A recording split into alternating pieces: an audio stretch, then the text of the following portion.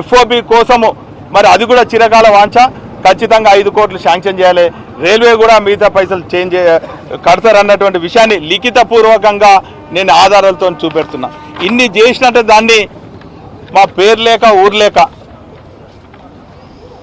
ఏదో తుడిచేయాలని చెప్పి రాష్ట్రం నుంచి కింది వరకు అంటేనే ఉన్నారు.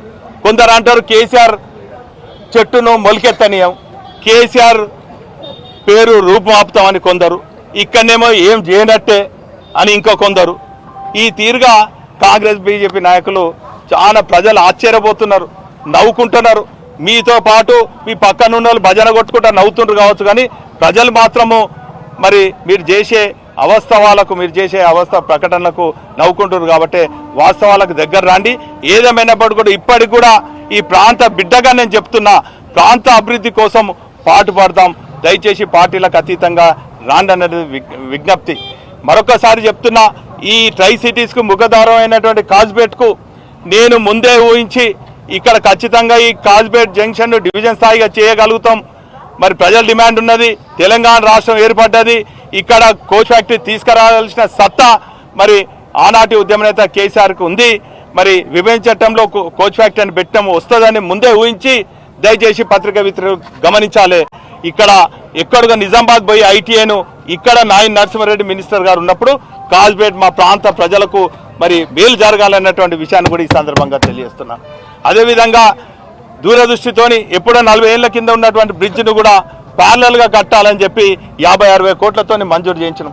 సరే, టెక్నికల్గా ఆగొచ్చు, రైల్వే పోర్షన్ ఆగొచ్చు, ఇంకా కొంతమంది అలసత్వంతో ఆగొచ్చు, కానీ చిత్తశుద్ధితోని కాజ్పేట్ ఒక బాధ్యత ప్రజాప్రతినిధిగా కాజ్పేట్ ప్రాంతానికి అభివృద్ధి చేసిన, ఎక్కువ ఉన్నటువంటి రూరల్ ప్రాంతం ఉన్న ఎంఆర్ఓ ఆఫీస్ను కాజ్పేట్ ప్రాంతానికి తీసుకొచ్చిన, ఇక్కడ బ్రహ్మాండంగా కమ్యూనిటీ హాల్స్ బ్రహ్మాండంగా కట్టించినాం, శ్మశాన వాటికలు కట్టించినాం, స్కూల్ అభివృద్ధి చేసినాం. కాజ్పేట్ను అన్ని రకాలుగా అభివృద్ధి చేయాలనే తపనతో ఉన్నాం. కాబట్టి మరి 10 ఏళ్ళ బీఆర్ఎస్ ప్రభుత్వంలో మరి 5 ఏళ్ళలో మరి ప్రతిపక్షంలో ఉన్నా కూడా మరి అప్పుడు తెలంగాణ కోసము తర్వాత అభివృద్ధి మరి బాధ్యతను ప్రజాప్రతినిధిగా అనేక కార్యక్రమాలు చేసినాం. అయితే ఇంతటితోని మా ప్రస్తావన ఆగలేదు. ఏదో వాళ్ళు ప్రకటన చేసిందని కూర్చోము. ఖచ్చితంగా ఇక్కడ ఉన్నటువంటి ఇంకా అనేక సమస్యలు ఉన్నాయి. ఇక్కడ మీరు చూసినట్టయితే పిఓహెచ్ సెంటర్లు కానీ ఇంకా ఇతర మరి రైల్వే యూనిట్స్లలో స్థానికులకు ఉద్యోగాలు రాలేదు. మా ప్రధాన డిమాండ్, మేము ఇంకా అతి త్వరలో మా బీఆర్ఎస్తో పాటు కలిసి వచ్చే మరి సంఘాలతోని మేము మాట్లాడతాము. మా ఉద్యమం ఇంతటితో ఆగదు. ఖచ్చితంగా లోకల్ క్యాండిడేట్స్కు మా స్థానికులకు 60%, 10 వస్తే 6 ఖచ్చితంగా మా దగ్గర రావాలి. ఖచ్చితంగా మా లోకల్లకు ఉద్యోగాలు వచ్చేదాకా దయచేసి నేను ప్రాంత విద్వేషాలు నేను రెచ్చగొడతలేను. ఇక్కడ చూసినట్టయితే ఇతర రాష్ట్రాల నుంచి వచ్చింది, కానీ మా స్థానికంగా ఉన్నటువంటి మా బిడ్డలకు ఉద్యోగాలు రాని పరిస్థితి. ఏదో కొంటి సాగు చూపెడుతున్నారు.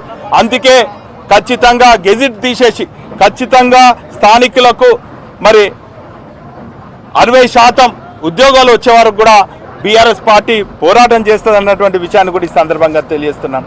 అదేవిధంగా ఇక్కడ రైతుల విషయం కానీ ల్యాండ్ విషయం కానీ రాష్ట్ర ప్రభుత్వం ఎంత కేటాయించింది అనే విషయం మా సోదరులు నాగేశ్వరరావు చెప్తారు. దానికన్నా ముందు ఇంకా డివిజన్ సరైన రూపురేఖలు దిద్దుకుంటలేదు, సరిగా ప్రకటన రాలేదు. పూర్తి స్థాయిలో ఈ జంక్షన్ను డివిజన్ స్థాయిగా వచ్చే వరకు మా పోరాటం దశల వారీగా ఉంటుంది. ఫుట్ ఓవర్ బ్రిడ్జ్ బోడగుట్ట నుంచి ఇక్కడికి వచ్చే వరకు మా బోడగుట్ట ప్రజలతో పాటు ఇక్కడ కాజ్పేట్లో ఉన్నటువంటి వారితో ఉద్యమం చేస్తాం. అదేవిధంగా మా చిరు వ్యాపారులకు కూడా అప్పుడు పుణ్యాత్ములు పెద్దలు దత్తాత్రేయ గారు ఉన్నప్పుడు మరి రైల్వే స్థలాలలో చిరు వ్యాపారులకు ఇస్తా అన్నారు. వారికి కూడా ప్రకటన చేసినందుకు కృతజ్ఞత. కానీ బీజేపీ ప్రకటనలకే ఉన్నది. మా స్థానికంగా మా చిరు వ్యాపారులు 100 మంది ఉన్నారు. పాపం వాళ్ళని వ్యాపారం చేసుకొని ఇవ్వకుండా ఈ ట్రాఫిక్ వాళ్ళు, రైల్వే వాళ్ళు, పోలీసు వాళ్ళు, మున్సిపల్ వాళ్ళు నానా ఇబ్బంది పెడుతున్నారు. అందులో చిరు వ్యాపారులు కూడా బ్రహ్మాండంగా పీజీలు చేసిన వాళ్ళు ఉన్నారు. పొట్టకోటి కోసం వాళ్ళు చేస్తున్న వాళ్ళకి ఇది అవుతుంది. కాబట్టి మా చిరు వ్యాపారులకు ఖచ్చితంగా రైల్వే స్టేడియం అయితేనేమి, రైల్వే స్థలం అయితేనేమి, లేక ఇక్కడ ఉన్నటువంటి బస్టాండ్లో ఖాళీ స్థలంలో మా చిరు వ్యాపారులకు కూడా అధికారికంగా మరి స్టాల్స్ మేము రాష్ట్ర ప్రభుత్వం ద్వారా వెండింగ్ జోన్స్ ఏ తీరుగైతే కట్టించినామో మా కాజుపేటలో ఉన్నటువంటి చిరు వ్యాపారులకు కూడా వెండింగ్ జోన్స్ కట్టించే వరకు కూడా మేము ఉద్యమం చేస్తాం. అదేవిధంగా ఇక్కడ ఉన్నటువంటి ఐటీఐ చేసిన వాళ్ళు ఇక్కడ రైల్వేస్లో అప్రెంటిస్షిప్ కావాలి తెలుసు కదా అన్న మీ అందరికి కూడా, మీరు కూడా చాలా సందర్భాల్లో చెప్పిండ్రు. మా ఐటీఐ స్టూడెంట్స్కు ఇక్కడనే అప్రెంటిస్షిప్ వచ్చే విధంగా మా ఐటీఐ విద్యార్థులకు కూడా కల్పించాలని చెప్పి ఈ సందర్భంగా మేము విజ్ఞప్తి చేస్తున్నాం. విజ్ఞప్తితో పాటు డిమాండ్ కూడా చేస్తున్నాం. ఒకవేళ లిఖితపూర్వకంగా ఇవన్నీ కాకుంటే రైల్వే అధికారులను అంటే గల్లీ నుంచి ఢిల్లీ వరకు పోయే కూడా దశల వారీగా మా ఆందోళన ఉంటుంది. కలిసి వచ్చే సంఘాలు కానీ, కలిసి వచ్చే సంస్థలు కానీ, కలిసి వచ్చే పార్టీలతోని ఉద్యమిస్తాం. ముందు వరుసలో ప్రజా సమస్యల సాధన కోసం వినయ్ భాస్కర్కు పదవి ఉన్నా లేకున్నా అక్కర్లేదు, ప్రజలతోనే ఉంటాడు, ప్రజల సమస్యల సాధన కోసం ఉద్యమిస్తాడు. అనేక మంది అనేక మరి చిల్లర మాటలు మాట్లాడిన కూడా లెక్క చేయను, ఖచ్చితంగా ప్రజల పక్షాన ఉంటాను. అది కూడా పేద బడుగు బలహీన వర్గాల అభివృద్ధి కోసం, కాజ్పేట అభివృద్ధి కోసము నిరంతరం పోరాటం చేస్తానన్నటువంటి విషయాన్ని మరి ఈ సందర్భంగా తెలియజేసుకుంటూ, ఏదో రాగానే అడ్డిమరుగులాగా మేమే చేసినామని చెప్పుకున్నాడు కాదు, కింది స్థాయి నుంచి సాధించే వరకు, క్షేత్ర స్థాయి నుంచి గల్లీ నుంచి ఢిల్లీ వరకు కూడా బీఆర్ఎస్ పార్టీ ప్రతినిధిగా, ప్రజాప్రతినిధిగా ప్రజల ఆకాంక్ష మేరకు మేము పోరాడినటువంటి విషయాలు మీ అందరికి కూడా తెలియజేయడం జరిగింది. ఆ స్థలం విషయం కానీ, రాష్ట్ర ప్రభుత్వం ఇచ్చిన నిధుల విషయం కానీ మా స్థానిక కార్పొరేటర్ మరి సోదరులు ఇండ్ల నాగేశ్వరరావు గారు 2 నిమిషాలు మాట్లాడి కోరుతారు. పత్రిక, ప్రింట్ అండ్ ఎలక్ట్రానిక్ మీడియా సోదరులకు